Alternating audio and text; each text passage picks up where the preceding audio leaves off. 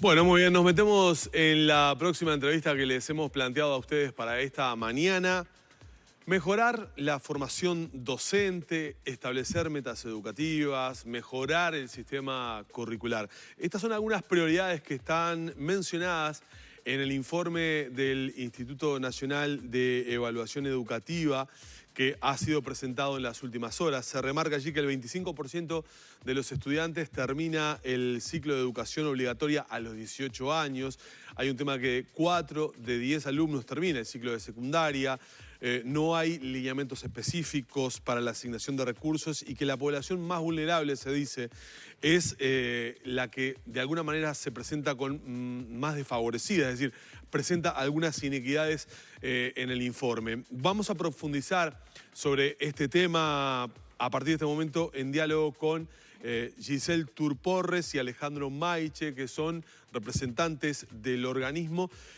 Un informe del INED, que además, ya lo vamos a estar conversando, ha planteado de alguna manera polémica con las autoridades del Codicen de la ANEP, que han marcado discrepancias por la elaboración del mismo y las conclusiones a las que ha abordado. Pero bueno, lo primero son los buenos días para ambos. Gracias por acompañarnos. Gracias a ustedes por la invitación. Bienvenido. Bueno, lo primero para comenzar la charla, de tantas cosas que tenemos para conversar en estas 140 páginas que han dado mucho para hablar en estas horas. ¿Cuáles consideran ustedes que son los datos más preocupantes en una lectura que se hace completamente del informe? ¿Cuáles serían los datos más llamativos, donde poner el ojo, aun cuando son muchos, obviamente, y es un abanico muy diverso? Pero ¿cuáles son los datos más preocupantes para ustedes? Bueno, muchas gracias por la invitación. El informe básicamente lo que trata de recoger son estudios significativos de evaluación en el ámbito educativo y a partir de ahí nosotros lo que se hizo fue organizarlo con los 3 actores estratégicos en torno al sistema educativo, estudiantes y docentes. En ese sentido, en el informe, si bien aparecen puntos que hay que fortalecer, también se señalan algunas de las metas por las cuales se ha planteado la administración pública y en las que ha logrado poder llegar muy cercano a esas metas. Sin embargo, hay que señalar algunas de las situaciones que todavía plantean un desafío a fortalecer, entre ellas principalmente el egreso de la educación media superior, porque si bien, cuando hablamos de las garantías de derecho a la educación, estamos hablando del acceso, tránsito y egreso,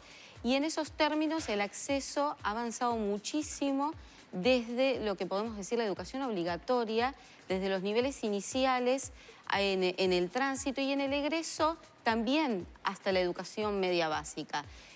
Pero atendiendo un poco la pregunta, ahí todavía tenemos que fortalecer, hacer esfuerzos para ir generando estudios y evaluaciones que nos permitan seguir ahondando en ese tema y seguir ahondando en las posibles soluciones, que no es una competencia del instituto, sino más bien poner en la escena estos temas, pero sí a partir de allí las posibilidades de trabajo. Ahí estamos viendo un cuadro elaborado por el INED justamente a propósito de una comparativa entre los egresos de Uruguay y otros países de la región. Eso es cada 100 estudiantes. Eso es en porcentaje. En porcentaje, sí, ahí está. Porcentaje en una edad. En Uruguay, es decir, los chicos que terminan bachillerato, de cada 100 chicos los termina 40 chicos. ¿Ese dato es correcto? 43. 43. En una edad que no me acuerdo ahora si es 19 o 23, depende de cuál estés mirando. ¿Y cómo ha evolucionado ese dato? Bueno, esa es la evolución justamente de 2006 a 2017. Ajá. Es Ha una mejorado, pero no todo lo esperable. Bueno, es interesante ese dato porque si vos mirás la velocidad de crecimiento, es decir, la inclinación de esa recta, digamos, no es exactamente una recta, pero es parecido, no es tan distinta a las demás rectas de los otros países. ¿Se ve? O sea, no es que Uruguay está planchado y el resto está subiendo, digamos, están subiendo todos al mismo nivel. Ahora, ¿cuál es el problema? Que Uruguay viene de más abajo, de mucho más abajo. Entonces, uno podría decir, bueno, ¿y por qué no crecemos más rápido, dado que tenemos más espacio para crecer? Porque el crecimiento tiene que ver con las posibilidades de crecimiento. Es decir, si tú tenés el egreso en 90%, tus posibilidades de crecimiento son muy pocas. Y ese 10 que no egresa es el núcleo duro del no egreso. Claro, pero acá hay un margen muy Acá amplio. hay 70, estamos arrancando en 32 en el 2006, tenías 68% para crecer, nadie espera que uno crezca el 68% en 11 años, pero podría ser esperable que creciéramos más rápido que el resto de los países que ya estaban mejor en el 2006 que nosotros. ¿Este es el dato más preocupante o no necesariamente? Ese es uno de los datos que se analizan en el informe. Quizás no lo pondríamos en esas palabras de lo más preocupante. Sí, en términos de las metas planteadas, podríamos decir que sí, pero como explicaba Alejandro, también hay que hacer el análisis de el punto de partida donde necesitamos hacer la recuperación más fuerte. Después, por supuesto, en el informe se abordan otras temáticas, lo que tiene que ver con los desempeños también de los estudiantes. Hay un dato, vos marcabas el punto entre ciclo básico y lo que es bachillerato y logrando un mejor desempeño en ciclo básico que en bachillerato en cuanto al egreso. Hay un dato que es preocupante porque, por ejemplo, se presentaba que hay un 63% de chicos que no logra hacer un promedio, no logra efectuar un promedio. Y si se va a los centros educativos de contexto socioeconómico más vulnerables, ese dato trepa al 83%.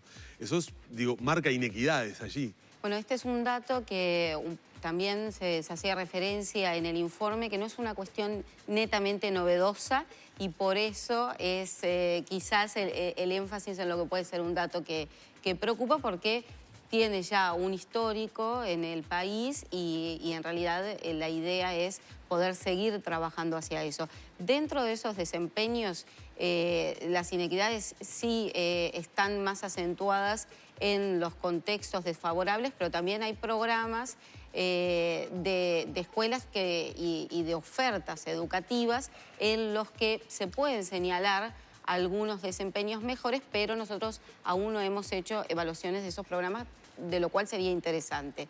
Pero sí, efectivamente, donde está ese punto de inequidad, como lo analiza el informe, viene más a visualizarse en los contextos socioeconómicos y culturales más desfavorables. Nosotros, de todas maneras, se están ampliando los estudios y se va a lanzar a finales de este año un informe de aristas medias que va a hacer un análisis con mayor profundidad de esos datos y ampliándose también a otros contextos en los sentidos de que no solamente el análisis desde lo socioeconómico y cultural, sino también ampliarse a oportunidades de aprendizaje, participación, derechos humanos en centros educativos y convivencia.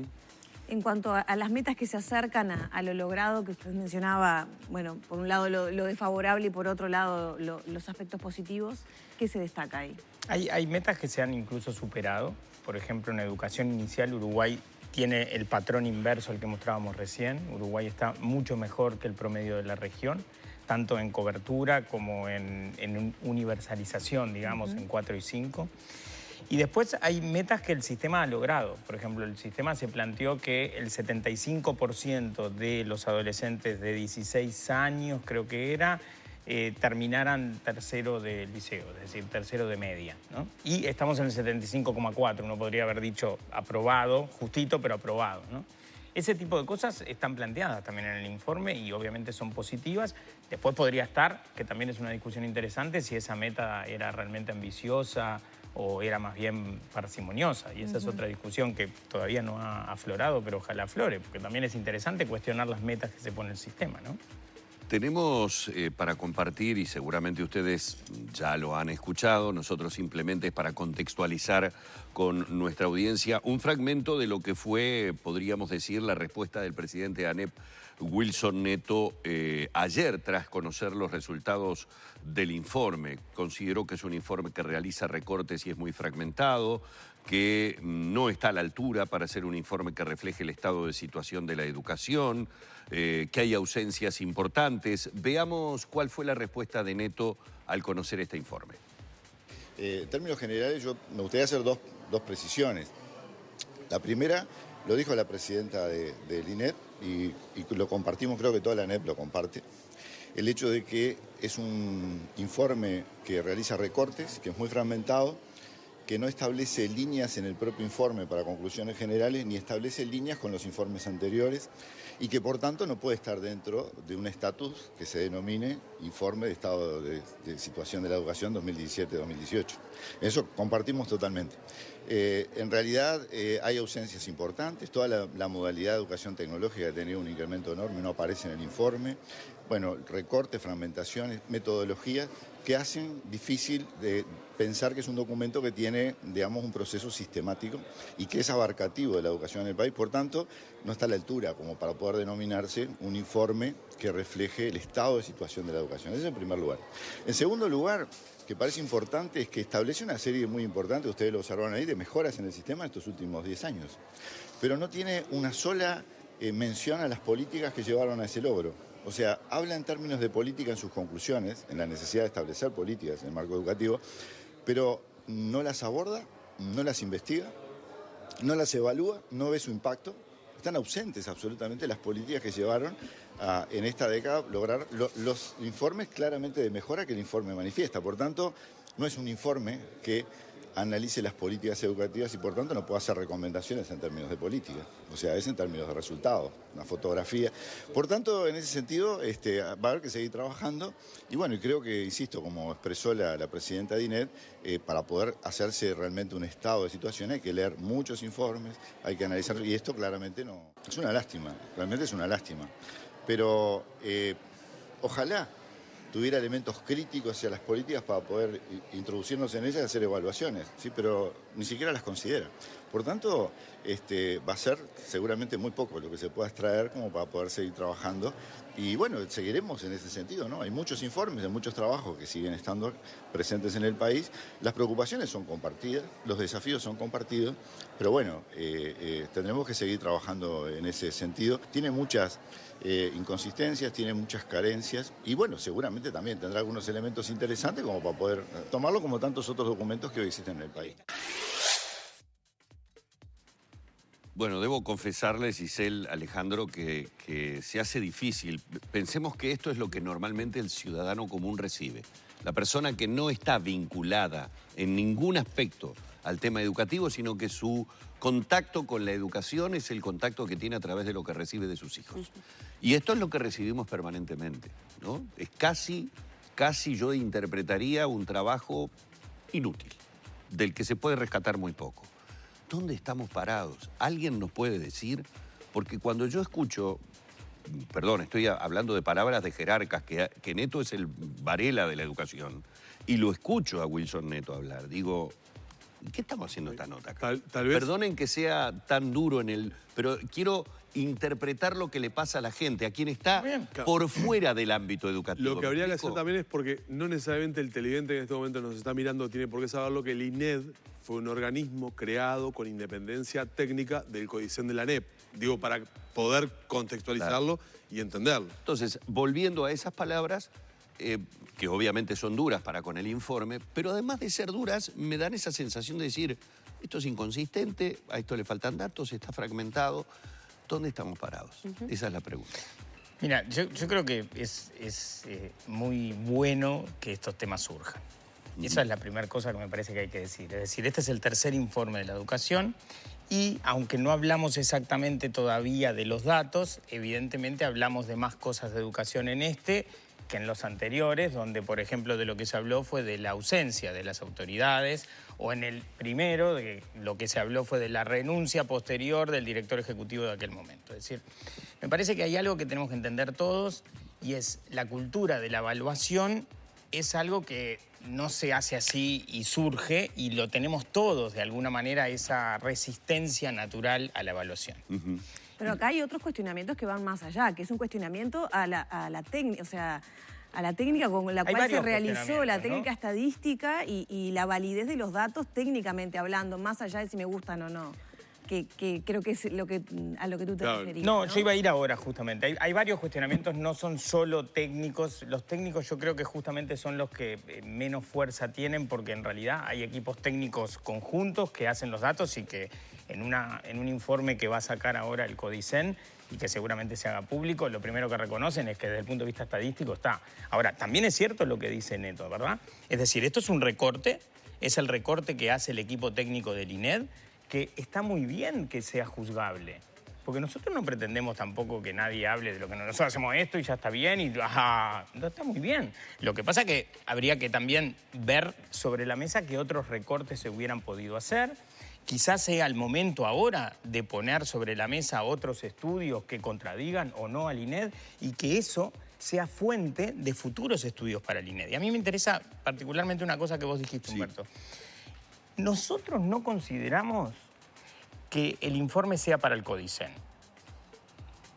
Si yo tengo que decir quiénes son los clientes del INED, los clientes del INED son los ciudadanos. Entonces, serán los ciudadanos los que tendrán que valorar los informes de todos los organismos interesados en la educación y fomentar la discusión profunda sobre pero esa gráfica no era así o es así, o ¿y por qué no estudiaron esto? Nosotros mismos muchas veces, recién antes de la entrevista comentábamos con Giselle, tenemos que estudiar mejor esto, porque en una de las gráficas, por ejemplo, aparece un efecto interesante de algunas escuelas que están muy por encima en el desempeño de las privadas. ¿Y cómo se hace eso de tenemos que estudiar? ¿Cómo define el INED lo que tiene que estudiar? El INED tiene que poder intercambiar con actores como el CODICEN, como los ciudadanos, y para eso es necesario este tipo de entrevista. Por lo tanto, yo te diría, me preocupa mucho que vos digas, tipo, entonces capaz que esta entrevista es intrascendente. No, al revés. Ojalá la postura del CODICEN y lo que nosotros digamos acá generen muchas más entrevistas donde más actores se sumen a la discusión y eso sea el caldo de cultivo para nuestros próximos estudios.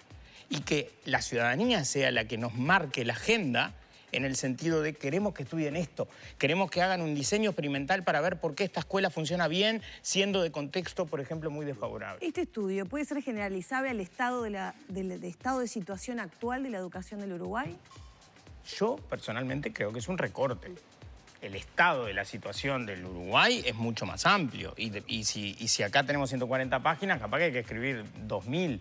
Es decir, evidentemente es un recorte. Va a haber que cambiarle el nombre al estudio, entonces. No, lo que pasa es que me parece que lo que nosotros hacemos es seguir una línea, ¿verdad? Es decir, el tema de las inequidades es el tema que se viene tratando en los distintos informes. Ahora, uno podría también tratar, no sé, felicidad de los estudiantes en el sistema. Claro, no hemos tomado informe puedes hacer miles, claro, miles. O sea, es decir, es un recorte. Claro, y este es el hilo conductor que ha elegido el INED, porque nos parece que es uno de los hilos conductores más preocupantes, de los temas más preocupantes. Giselle, te veo con ganas de aportar algo a esto que estábamos hablando. En términos del informe y en este caso, como se manifiesta, el eje transversal del informe es el tema de la equidad. Por eso también el recorte va en ese lado, por así decirlo, porque tiene una temática que trabaja la equidad y en algunos casos de eso puede resultar la inequidad también en el tratamiento a la hora de hacer la investigación y la evaluación de determinados aspectos.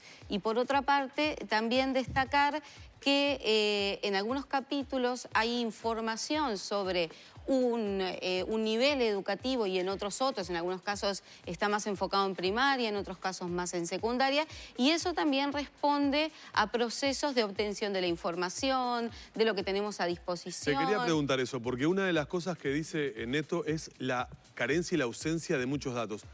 ¿La ANEP les brindó todos los datos? No todos los datos como nosotros los precisaríamos, y eso es comprensible que no tengan los datos como nosotros necesitaríamos, pero sí de nosotros, y cuando hablo de nosotros hablo de todo el equipo técnico, hay un equipo técnico consolidado como para hacer el análisis de esos datos, pero no en todos los casos, para todas las temáticas, fue exitoso la respuesta de obtener la información. Para algunos capítulos se hizo por eso más énfasis en un ámbito de la educación, en otros fueron los aspectos que se privilegiaron por ese sentido. Sí, porque no se tenían los datos, perdón, no me quedó claro, o porque haya habido, digamos, una intención de ocultar algunos datos por parte de la ANEP o del CODICEN. Bueno, la intención no la quiero atribuir. ¿Esos datos se recolectan? ¿Estaban?